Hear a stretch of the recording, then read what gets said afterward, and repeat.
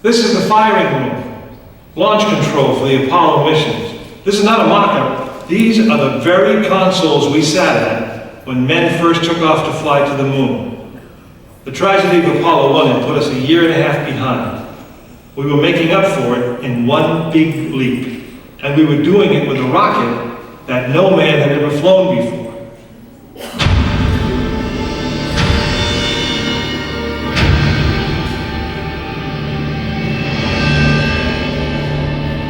It was a few days before Christmas 1968 when Apollo 8 sat on the pad. She was the first of a new kind, a moon rocket.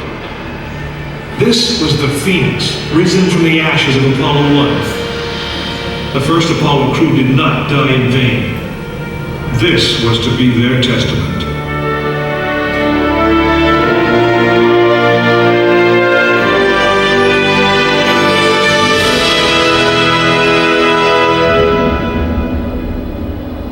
"36 stories high, she had been fully fueled throughout the night. The liquid oxygen in her tanks caused ice to form on the outside of the craft. The extreme temperature differences between the air and the sub-zero fuel caused the metal skin of the rocket to expand and contract. Everyone was on the pad agreed. It was as though the rocket was alive, breathing, straining at the leash. Earlier in the morning, astronauts Frank Borman, Jim Lovell, and Bill Anders had made their final preparations before taking that long ride out to the waiting spacecraft. The minimum safe distance from a Saturn V at liftoff was 3 miles. The reason was simple. When fully fueled, the rocket contained the explosive power of an atomic bomb. As the clock counted down, the astronauts and all of us in launch control went through the pre-flight checks, our hands on the controls of the most powerful, most complex machine ever built.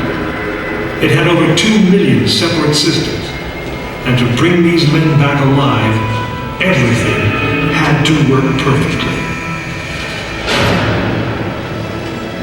Each individual system had been tested, but what we didn't know was how they would perform when all 2 million began to work together. That moment would come when the countdown clock reached 0.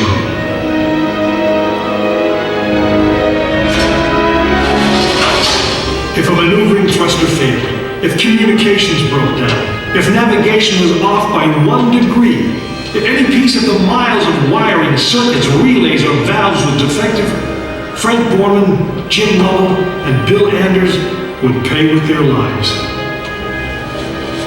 As they sat, waiting for launch on that chill December morning, these 3 astronauts were back to what they had always been, test pilots.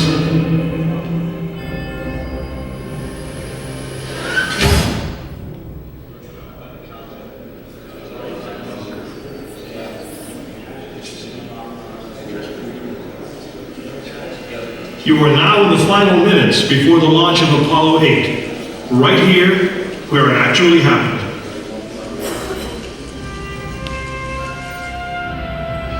Mankind is about to leave his planet behind and journey to another. It is one of those rare moments when history is not being made, destiny is being embraced.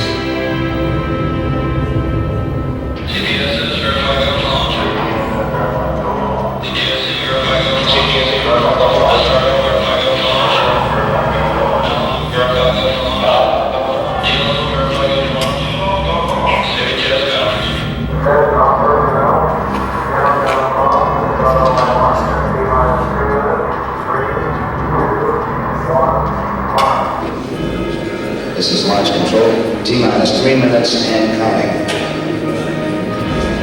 We've completed our communications checks with the Apollo 8 astronauts in the cabin, and the communications are go.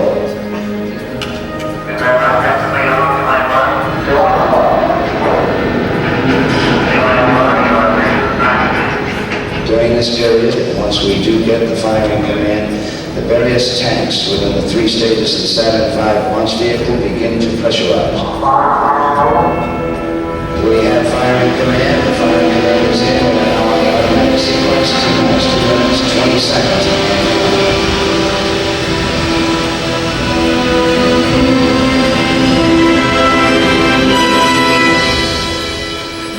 Our status board indicates that all aspects are ready. Instrument unit is ready. Spacecraft ready.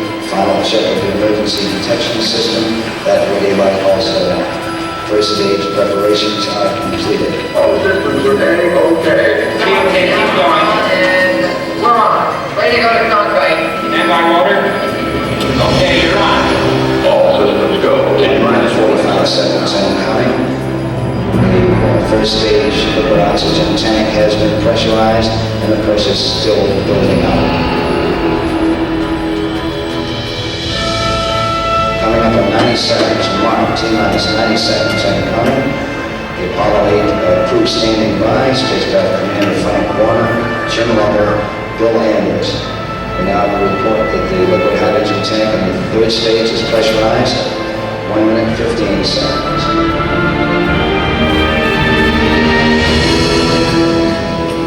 All third stage propellants pressurized at this time as we come up on the 60-second mark on the flight to the moon.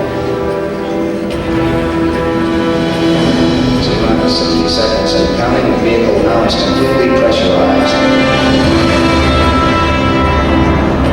We're coming up on power transfer shortly.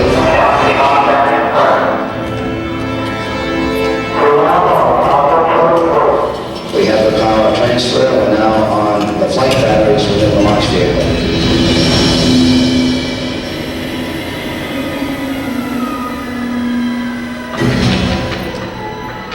Final reports coming from Frank Bourne at this time.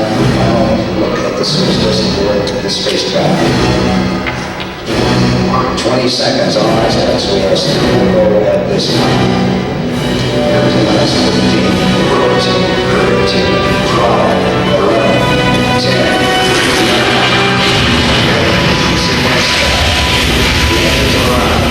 4,